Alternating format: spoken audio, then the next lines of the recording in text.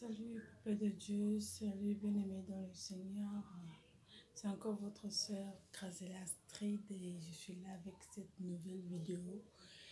Et aujourd'hui, on va parler du contentement. Avant qu'on entre dans le but de notre message d'aujourd'hui, j'aimerais que ceux qui sont là pour la première fois, j'aimerais que vous puissiez vous abonner à cette chaîne. Abonnez-vous là. Et tournez aussi la cloche, comme ça vous serez notifié de mes nouvelles vidéos sur YouTube. Alors bienvenue à ceux qui sont là pour la nouvelle fois et ceux qui ont été avec moi depuis le début. Je vous dis merci de votre participation, merci de votre soutien, merci de votre support. Alors que le Seigneur vous bénisse. Alors aujourd'hui, on va parler de contentement. Bien aimé, même la Bible nous parle de contentement. J'étais dans le bus, j'étais en train d'aller au travail et j'ai vu les gens qui étaient en train de dormir sous les ponts. Et je me suis dit, mais vraiment, Dieu m'aime. Moi au moins, bien que ce pays n'est pas mon pays, mais moi au moins, j'ai un toit, j'ai où dormir. Il y a des gens qui souffrent.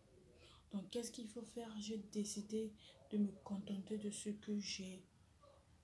Alors, j'aimerais partager ce message avec toi pour que tu puisses te contenter de ce que tu as en ce moment. Même si tu as seulement une chambre, salon, bien aimé, contente-toi de ce que tu as.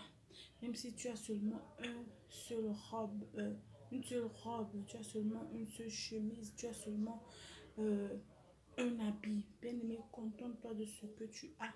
Parce que tu ne sais pas ce que les autres traversent. Tu ne sais pas ce que les autres sont en train d'endurer. Mais si Dieu t'a béni avec le peu que tu as, mon message d'aujourd'hui, c'est un message d'encouragement.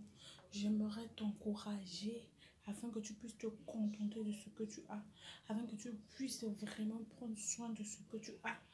Prends soin de tes enfants, prends soin de ton mari, prends soin de ton travail, prends soin de ton ministère, ce que tu as. Contente-toi de ce que tu as.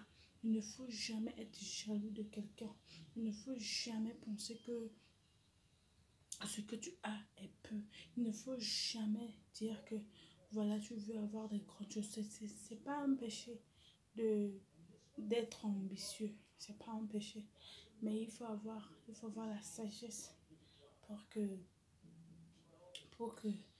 ton esprit d'ambition ne puisse pas t'emmener à tomber dans des choses vraiment difficiles, à tomber dans des choses vraiment ridicules. Ok, donc ce message d'aujourd'hui, c'est juste pour t'encourager encore, toi qui marches, toi qui es en train de te contenter de ce que tu as, c'est un message d'encouragement.